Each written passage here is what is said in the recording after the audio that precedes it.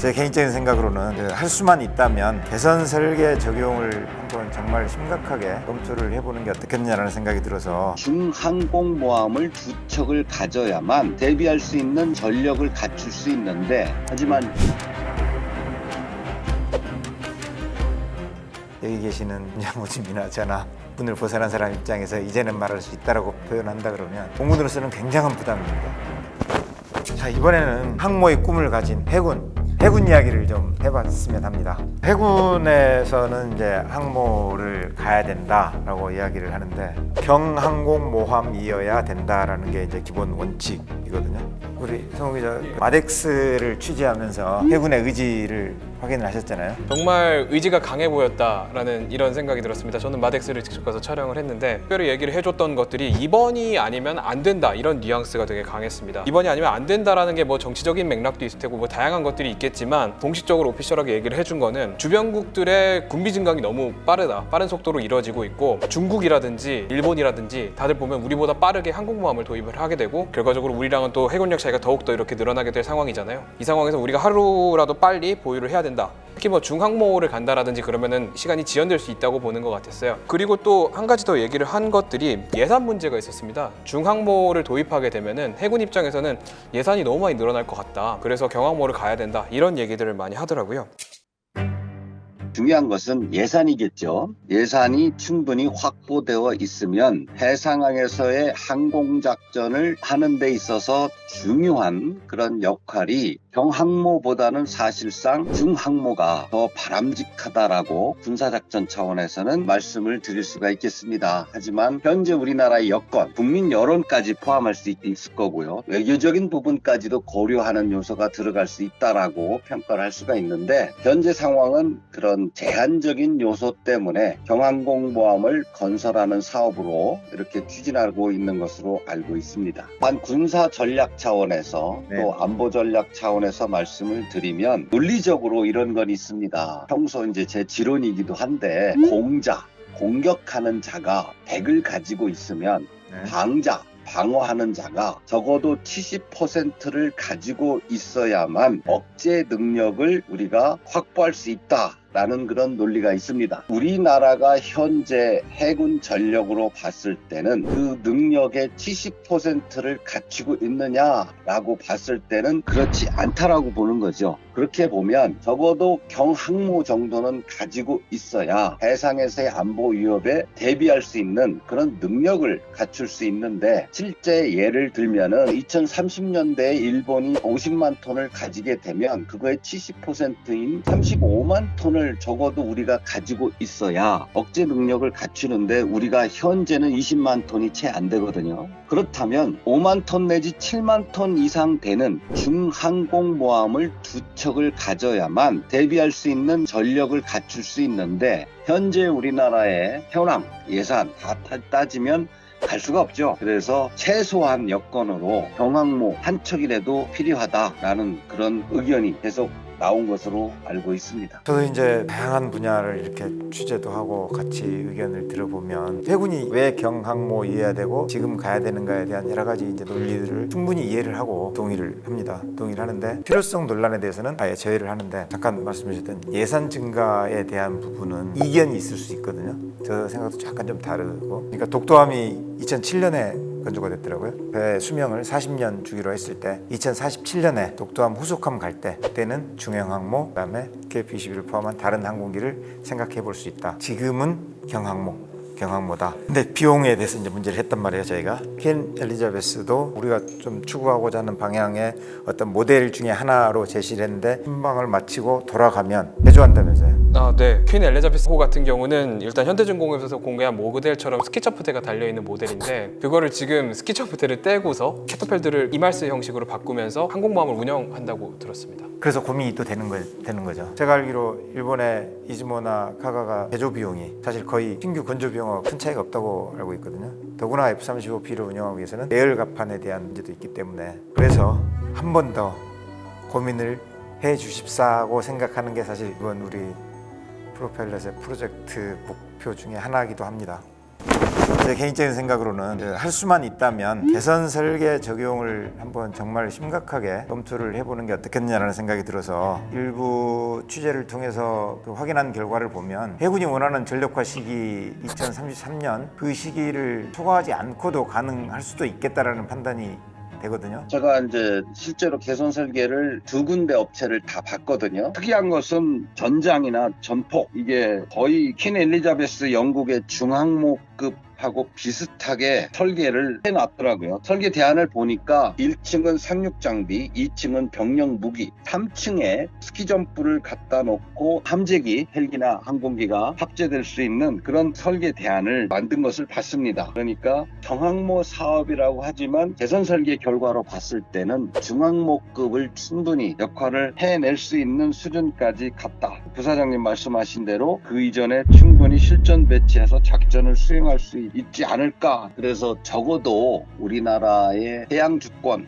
해양 안보 차원에서는 저 개인적인 생각은 중형 항공모함이 2척은 있어야 군사전략 차원에서도 말씀드렸듯이 억제 전력을 또 실제 우리가 국가안보 차원에서 공세적 억제 전략을 수행해낼 수 있다라고 이렇게 저도 평가를 합니다. 하지만 현실적인 문제는 예산의 문제이고 있고 그러다 보니까 최소한 경항모 하나는 가져야 되지 않느냐라는 것이 정말 어려운 가운데 나타난 결과라고 저는 해석을 하고 싶은데 저 이렇게 또 해석을 합니다. 예를 들면 함정을 이제 자동차로 비교하는 경우가 꽤 있긴 합니다. 뭐 비교 대상은 아니지만 아반떼가 하나 있고 에쿠스가 있다. 그런 거 정도의 급이 다른 게 있다면 어떤 걸 선호하느냐, 그걸 운용하고 활용하는 데 있어서 더 효과적인 게 어떤 것이냐 종합적으로 고려를 해야만 되지 않을까 싶습니다. 시장 갈 때는 소형차 타는 게 맞는 거고 장거리 출장 가고 할 때는 중형차 이상으로 타고 가는 게 안전이라든지 여러 가지 측면에서 도움이 되는 거라서 연안 경비할 때는 작은 함정이고 해상 교통로까지 생각을 한다 그러면 큰 배, 엄청난 전력을 갖춰야 되는 게 맞겠다는 표현으로 그런 생각으로 이해가 되고 정부에서 평가를 하기로는 생산 유발이 3조 2천억, 부가가치 유발이 1조 2천억, 그러니까 4조 4천억 정도가 경항공모함을 건설하면서 발생하는 파급 효과다라고 이렇게 평가를 하고 있고 개선 설계의 결과로는 약 7조 원 정도, 물론 이제 항모를 건설하는 총 사업비는 증가되는데 7조 원 이상의 그 파급 효과로 이렇게 분석이 되기도 합니다. 사실은 국방 R&D 분야도 파급 효과로 봐야 됩니다. 왜냐하면 그동안 수십 배 이상의 경제적 파급 효과를 가지고 왔다고 하고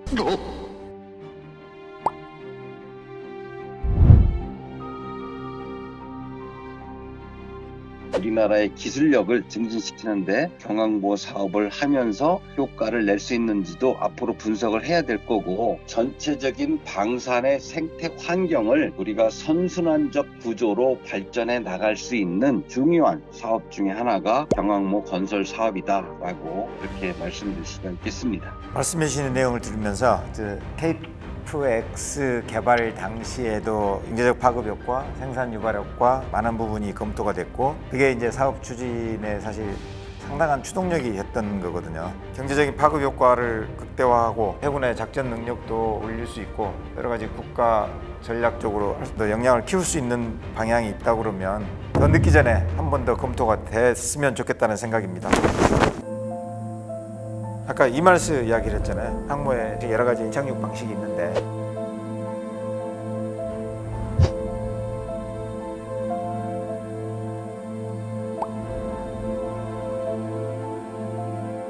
국방업계 관계자를 통해서 좀 들은 얘기를 조금 종합해 보면은 이말스 같은 경우는 현재 그 미국에서 기술 도입을 해야 되는 상황 아닙니까? 일단 그 관계자가 얘기해 준 바에 따르면 전혀 도입하는데 문제가 없을 것 같다. 그랬는데 크게 뭐 2가지 이유였습니다. 현재 그런 고급 기술 같은 경우는 미국에 있는 그 군수 업체에서 갖고 있다고 하더라도 미국에 있는 국무부라든지 아니면 의회의 승인을 받아야 되는 상황인데 승인이 지금 떨어질지 아닐지 여부를 놓고서 지금 이견이 있는 거지 않습니까? 일단 미국이 항공모함을 21척이나 갖고 있는 상황이긴 하지만 전 세계 경찰 국가로서 다양한 국가에서의 그 전치 상황 같은 걸 관리를 해야 되기 때문에 항공모함 숫자가 부족한 상황이거든요. 이런 상황에서 한국의 그런 항공모함에 필요한 이말스 기술을 갖다가 도입을 해주면은 미군이 부담해야 되는 전술적인 부담감이 경감되는 효과를 낳을 수 있고, 그런 의미에서 봤을 때 한국의 그런 기술을 전수해주는 게 오히려 미국에도 도움이 될 거고 전혀 문제가 없을 것 같다, 이런 얘기를 전해줬습니다. 첨언해서 말씀을 드리면 제너럴 아토믹스사라는 데가 이제 이말스 유일한 생산 업체인데 우리가 명확하게 확인할 수는 없지만 제너럴 아토믹스사에서 미 국무성으로 DS5에 대한 이해를 신청을 했다 한 상황이다 라고 이렇게 돼 있고, 이미 프랑스에는 수출 승인이 났고 영국도 지금 QNLS를 바꾼다고 돼 있고 일본도 여기에 대한 물밑 접촉을 하고 있는 걸로 저희들이 알고 있고, 그렇다면 동맹국인 우리나라에 대해서 미국이 EL 승인을 안 해줄 이유가 없지 않겠느냐라는 게 이제 관련 업계에서 생각하고 있는 거고, 다만 이제 EL에 대한 문제는 FMS로 사와야 되고 이런 거기 때문에 우리 정부의 의지가 가장 크다. 업체에서 접촉해서 받아들일 건 아니고 우리 정부가 직접 미 국무부로 이제 요청을 시켜야 되는 이제 그런 상황인 거고, 사실 이 정부가 움직일 때는 해군부터 움직여야죠. 해군 그다음에 합참 국방부가 움직여서 중요한 항모로 갈 수 있다라는 이제 필요성만 빨리 바꿔진다 그러면 본부에서 미측하고 직접 컨택을 해볼 수 있는 상황이 되지 않겠느냐라는 거고, 이말스에 대한 신뢰성에 대한 문제는 제럴드 포드 함에서 계속 운영을 해왔기 때문에 큰 문제가 없을 걸로 판단을 하고 있고요. 중형 항모로 가는데 첫 번째 걸림돌 저는 어느 정도 해결이 될 거라고 보고 2033년 중기 계획에 지금 해놓은 그렇게 늦어지지 않을 것이다 라는 게 일단은 하나의 생각입니다.